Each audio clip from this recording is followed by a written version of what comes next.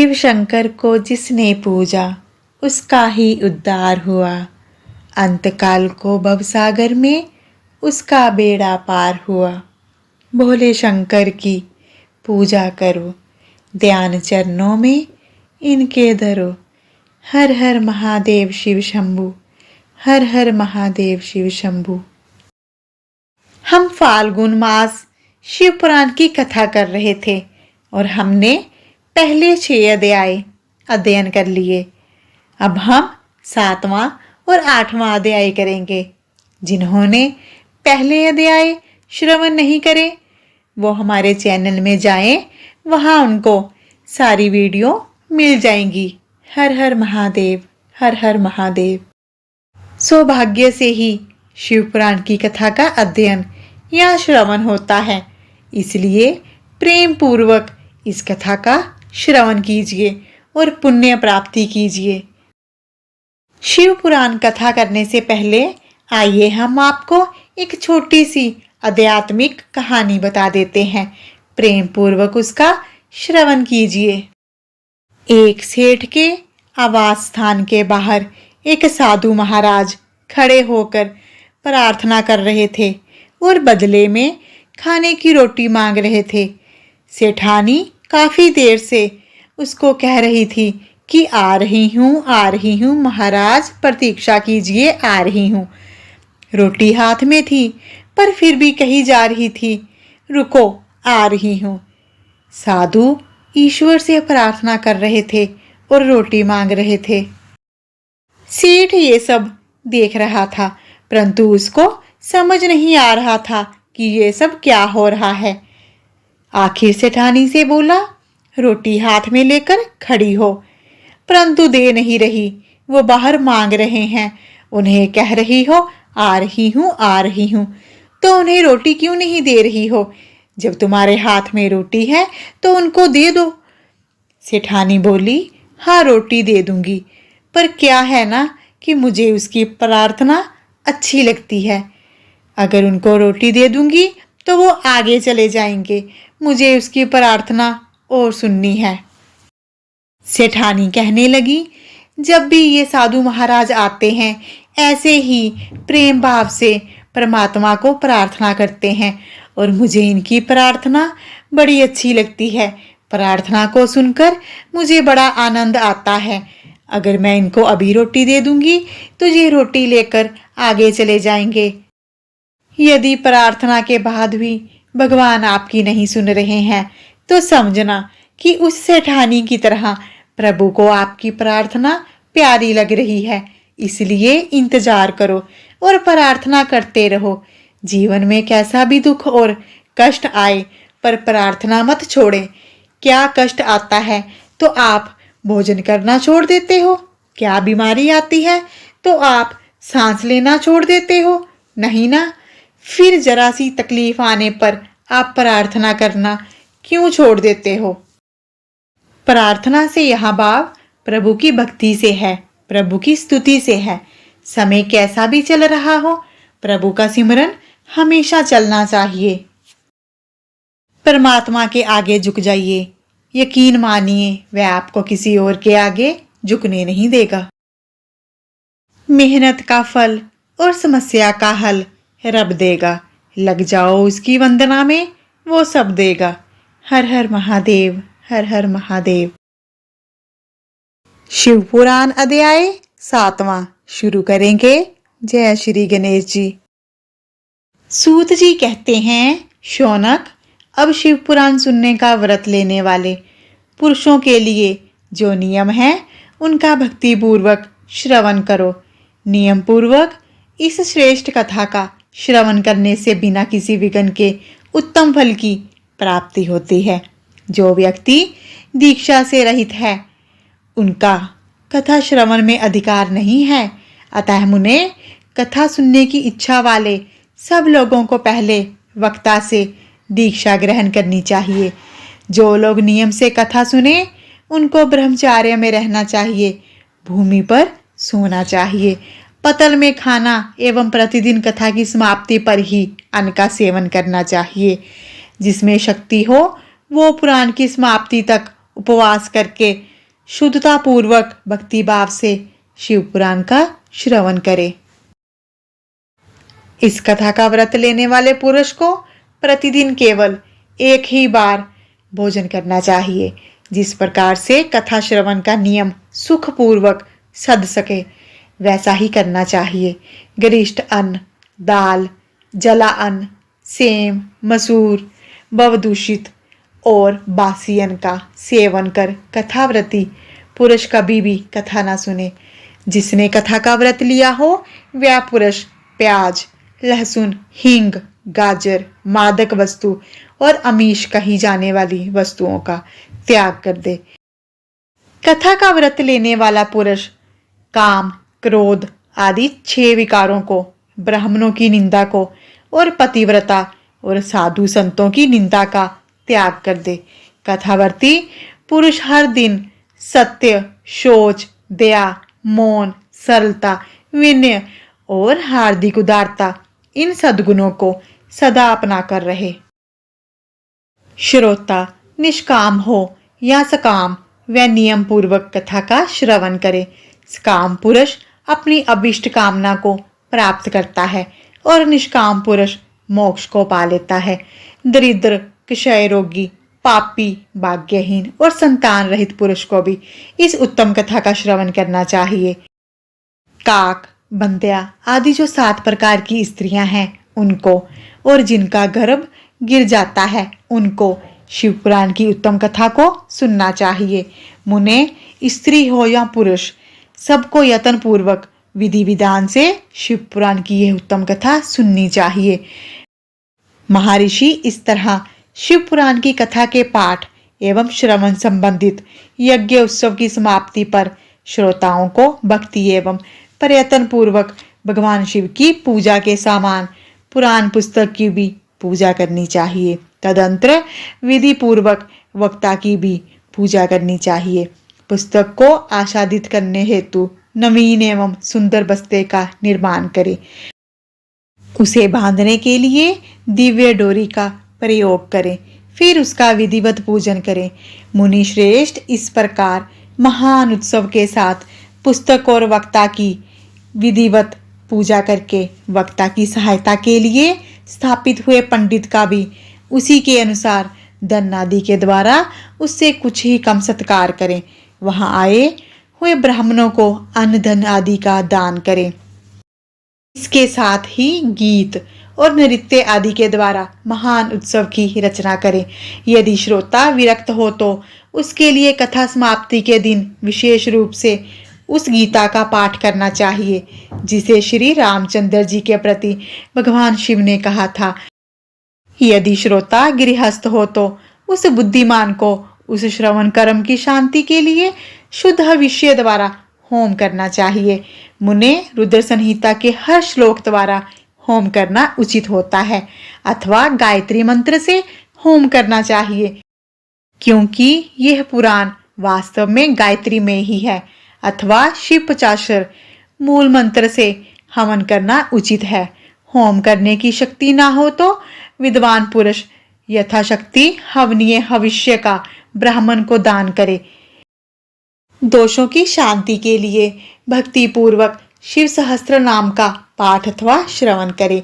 इससे सब प्रकार की सफलताएं मिलती हैं, इसमें कोई संदेह नहीं है, क्योंकि तीनों लोकों में उससे बढ़कर कोई वस्तु नहीं है। कथा श्रवण संबंधित व्रत की पूर्णता की सिद्धि के लिए 11 ब्राह्मणों को मधु मिश्रित खीर का भोजन कराएं और उन्हें दक्षिणा दान दें। मुने, यदि शक्ति हो तो 3 तोले सोने का एक सुंदर सिंहासन का निर्माण करवाएं और उस पर उत्तम अक्षरों से लिखी अथवा लिखाई हुई शिव पुराण की पोथी विधि पूर्वक स्थापित करें। तत्पश्चात पुरुष उसकी आवाहन आदि विविध उपचारों से पूजा करके दक्षिणा चढ़ाए। फिर जितेंद्रिय आचार्य का वस्त्र, आभूषण एवं सुगंध आदि से पूजन करके दक्षिणा सहित वह पुस्तक का उन्हें समर्पण कर दें। उत्तम बुद्धि वाला श्रोता इस प्रकार भगवान शिव के संतोष के लिए पुस्तक का दान करे।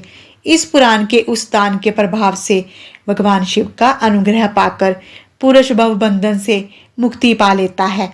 इस प्रकार विधि विधान का पालन करने पर श्री संपन्न शिवपुराण संपूर्ण फल को देने वाला और भोग और मोक्ष का दाता होता है।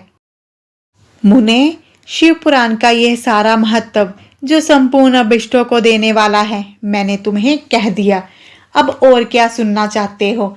श्रीमान शिवपुराण सब पुराणों के भाल का तिलक माना गया है। यह भगवान शिव को अत्यंत प्रिय, रमणीय और भवरोग का निवारक है। जो सदा भगवान शिव का ध्यान करते हैं, जिनकी वाणी भगवान शिव के गुणों की स्तुति करती है और जिनके दोनों कान उनकी कथा सुनती है, इस जीव जगत में उन्हीं का जन्म लेना सफल है। वे निश्चय ही संसार सागर से पार हो जाते हैं।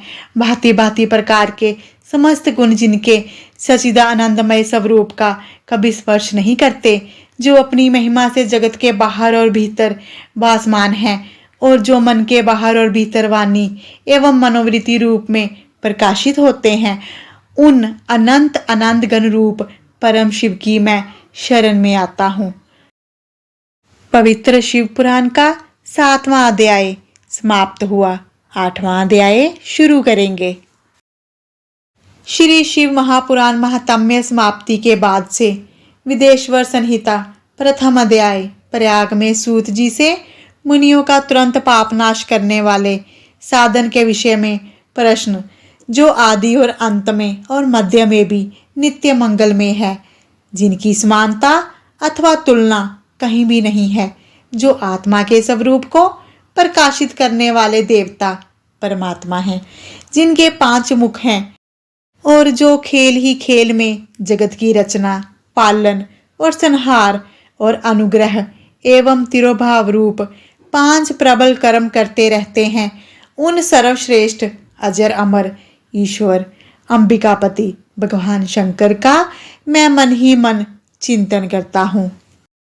व्यास जी कहते हैं, जो धर्म का महान क्षेत्र है और जहाँ गंगा यमुना का संगम हुआ है, उस परम पुण्य में प्रयाग में जो ब्रह्मलोक को मार्ग करता है, सत्यव्रत में तत्पर रहने वाले महातेजस्वी महाभाग महात्मा मुनियों ने एक विशाल ज्ञान यज्ञ का आयोजन किया।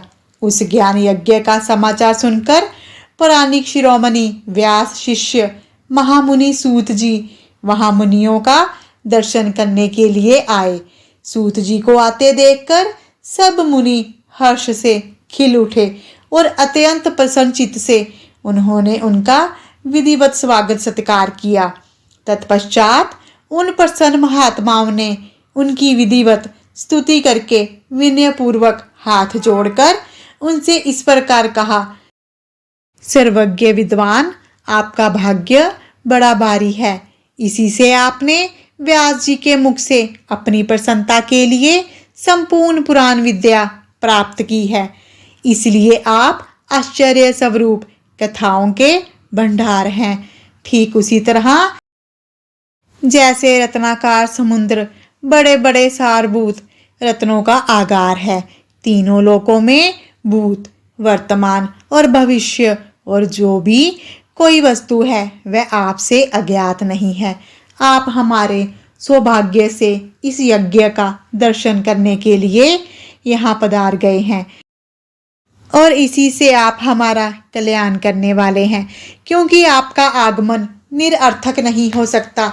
हमने पहले भी आपसे शुभ अशुभ तत्व का वर्णन सुना है, किंतु उससे हमें तृप्ति नहीं हुई। हमें उसे सुनने की बारंबार इच्छा होती है। उत्तम बुद्धि वाले सूत जी, इस समय हमें एक ही बात सुननी है। यदि आपका अनुग्रह हो तो गोपनीय होने पर भी आप उस विषय का वर्णन कीजिए।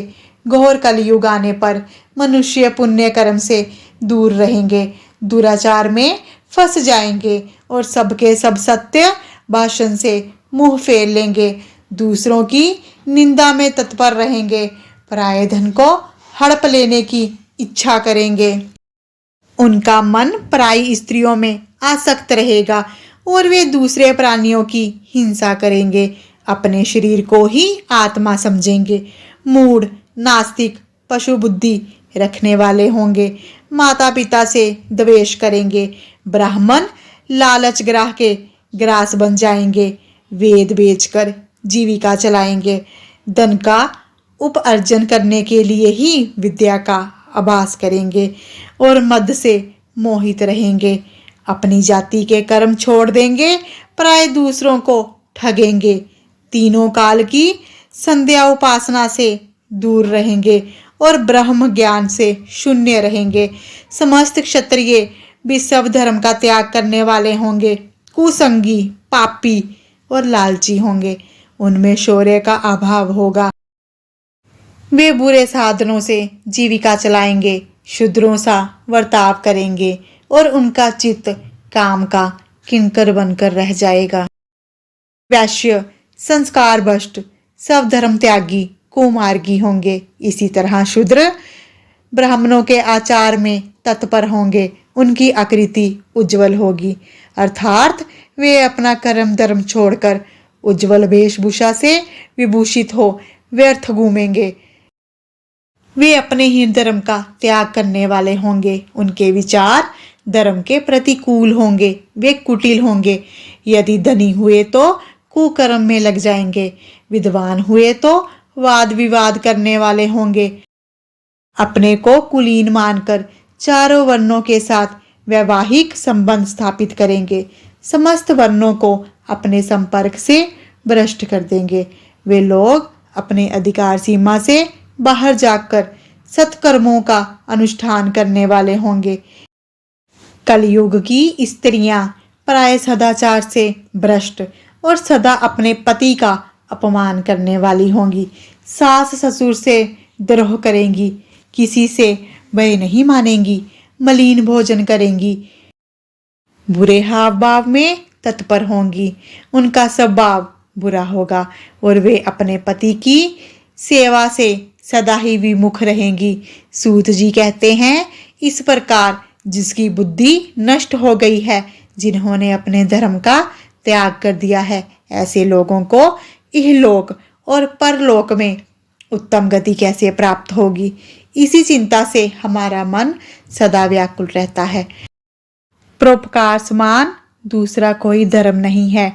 अतः जिस छोटे से छोटे उपाय से इन सब पापों का तत्काल नाश हो जाए, उसे इस समय कृपा पूर्वक बताइए, क्योंकि आप समस्त सिद्धांतों के ज्ञाता हैं।